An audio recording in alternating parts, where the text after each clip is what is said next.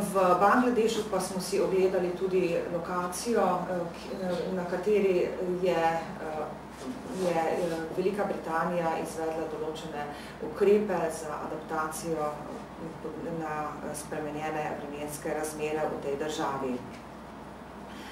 Zdi se mi zelo pomembno poudariti, kaj so bila sporočila, ki smo jih dobili iz teh dveh držav, ker doslej smo v Evropi več ali manj govorili predvsem o tem, kaj je izziv za Evropo in kako Evropa gleda in bo odgovorila na podnebne spremembe.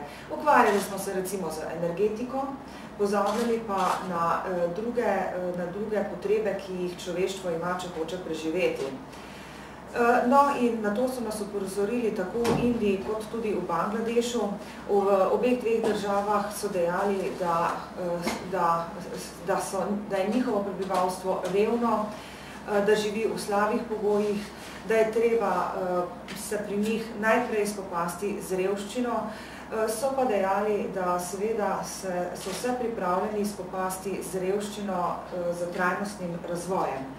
Trajnostni razvoj pa seveda pomeni uporabo najnovejših tehnologij, ki so drage, za katere te dve državi nimata dovolj znanja in pričakujejo od Evropske unije določeno seveda sodelovanje tudi na področju intelektualne lastnine.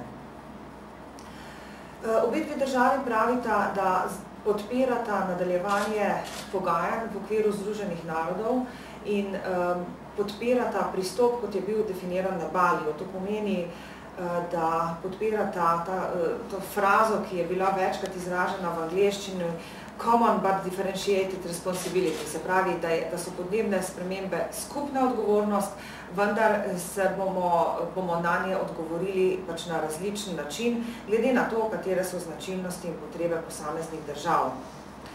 V obeh dveh državah so tudi jasno poudarili, da je govoriti o absolutnem znižanju izpustov toplogrednih plinov za vse države na svetu pravzaprav nekaj, kar je nesprejemljivega. Kajti izpusti recimo v Indiji so izpusti na človeka 7-krat nižji, kot so v Evropski uniji, da ne govorimo o Bangladešu, kjer so izpusti še bistveno nižji.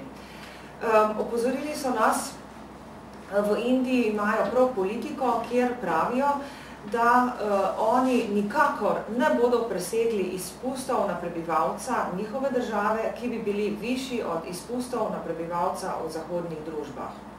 To seveda pomeni, da se lahko njihovi izpusti povečajo za 7-krat, ker je njihovo prebivalstvo tako številno, si lahko predstavljate, da to pomeni globalno povečanje izpustov, ki bo imelo ogromen vpliv na skupno količino toplogrednih plinov na Zemlji